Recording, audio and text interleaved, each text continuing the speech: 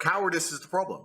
The world is full of cowards. We suffer from a pandemic of cowardice. We've never suffered from any other pandemic the last 3 years. People are absolutely and utterly cowards, and they do to me what they did to me to scare people. If you tell the average person you're going to lose contact with basically everyone you can speak to, you're not going to have a voice anymore, you're not going to have a bank account, you're not going to be able to make money online, you're not going to be able to move anywhere, you're not going to be able to transact, we're going to wreck you head to toe, the average person can't deal with that, right? On top of the fact that the average person is employed and they're scared of losing their job, scared of their employer. I'm in a unique situation because I'm extremely difficult to hurt. But the average person, as soon as you hurt their money, their life is over, right?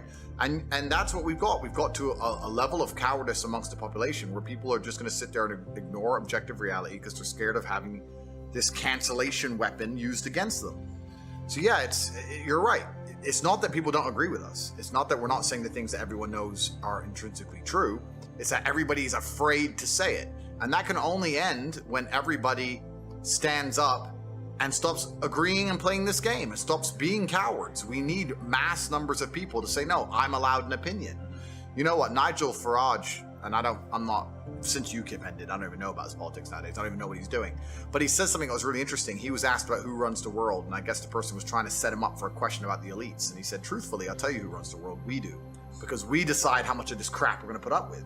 The problem is we're putting up with too much of it. The problem is everyone's a coward. And you're right, I get the same thing. Wow, thanks for saying it. Why don't you say it? And everyone is just terrified. And it really is truly crazy because fear has always been the control mechanism of man. The worst things that have ever happened in any society or any civilization since the dawn of fucking records has been done under the name of fear. Get the population afraid. What did Goebbels say? The propaganda minister of the Third Reich. Once people are afraid, give them a common enemy. They'll do anything you want. The Nazis knew this. Everyone knows this, right? So it's a basic playbook, but I think it's also a larger issue. I think that things like making sure people are semi-depressed, making sure people are divided, making sure people are selfish, making sure people are self-obsessed. They're trying to destroy people's will to stand up and care about anyone other than themselves. And once you do that, coupling with the fact that if you start to care about others and genuinely care about the world, you'll ruin your own life. It just makes people shut up. These people can't think. These people cannot think. It's almost a sad realization when you wake up and understand that there's a large contingent of the world who cannot think. And when I say that, I don't mean that in some kind of, semi-sarcastic I mean that literally. There are people who have a strong emotional reaction to subjects they completely don't understand. There are people out there who will stand up and say, I hate Andrew Tate. Why? I hate him. He needs to go to jail. Like, okay, why? I hate him. Why? They don't know why. Once the Matrix can program an emotional response into you, and you can't even logically, with your own words, explain why you have that emotional response, you're completely a slave mind. These people don't think about anything. They believe what they're told to believe. They're emotional about what they're told to be emotional about, the exact direction they're told to be. And that's what the Matrix wants. It wants to be able to say a name and tell the world to hate them without even giving a reason and just get what they want. These people are so far gone. These individuals who they cannot logically explain their own emotions are so far gone, it's ridiculous. As an adult, what you need to do is seriously analyze every strongly held belief you currently have and work out where it came from. Is it personal experience? Is it from somebody who I care about and who I trust? Is it from what the news has said? Why do I believe this so much? Why do I have an emotional response to this? Where did it come from? People don't do that. They just sit there, watch the news, watch social media. I'm supposed to hate this guy, so I now hate this guy. So I know exactly what you're talking about, Zuby, because you're right. These people cannot think. They cannot even give a reason. There's a guy on TikTok who walks around and says, have you heard of Andrew Tate around college campuses? And people go, yeah. And he goes, do you like him? And they go, no. Why? He's a misogynist. What's misogynist mean? And then they can't answer. They don't know what they don't even know what it means. Like it's almost sad.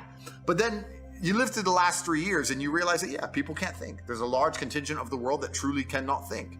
It's scary. Yeah, it is kind of scary. I mean, it's so interesting because as someone who knows you, and privately and publicly, I've defended you a lot this year because people have been saying super wild stuff, and people don't. I posted actually when were we in Romania? 2020. I posted it was while they were in the process of taking away your accounts. I posted a photo. That's what's crazy. But the reason they'll gloss over all of that is because, like I said, you have to ignore your own eyes. That's what they want. When you're fully slave-minded, What I will genuinely state this as a fact. I will state this as a fact, even though I don't know it's a fact, but I would love for someone to do the study. Go out there in the world and ask 100 people if you like Andrew Tate or not. And the ones who say yes and the ones who say no, do an IQ test. And I guarantee you, the biggest idiots out there, when I see people who dislike me and I see them trying to explain why, it doesn't even make sense. It doesn't even make sense. It's English, but it doesn't make logical sense.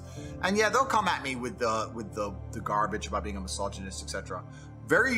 Not very often do people argue my points, because arguing my points is absolute destruction because they know they're wrong. So what they try and do is discredit my character.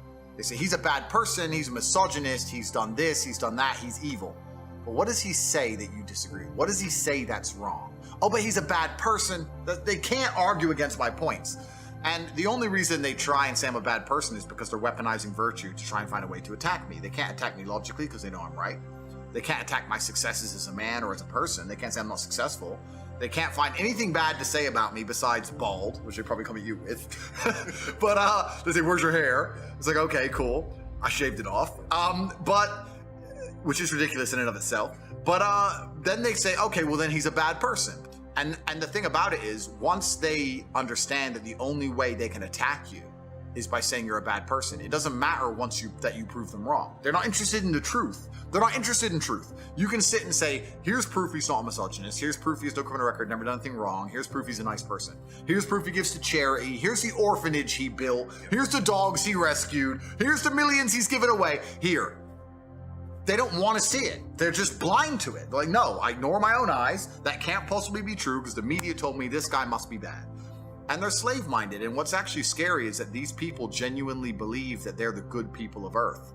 And it's always completely the opposite. Those who can be programmed by the media machine and the matrix to just be slave-minded and not think for themselves are the exact ones who always commit the most atrocities. These are always the people who end up doing the most heinous shit. And when you ask them why, they're like, oh, well, at the time, I just put on the gas chamber, newspaper told me to, oops. That's who these people are. So whenever I see a slave-minded person, it's not just a matter of going, oh, well, you're a dummy. I look at them with genuine disdain. I look at you and think you're actually a bad person. You're genuinely evil. You cannot think for yourself. I don't even see you as a person I ever want to get to know or I'd love to deprogram you, but it's impossible. These people are genuinely the worst people on the planet. And it's kind of convenient that all the people who dislike me are the worst people on the planet. So it's fine. I don't have to talk to them anyway. But if you read any history book, read any of it, all the most heinous shit committed by humanity were people who just couldn't think for them fucking selves.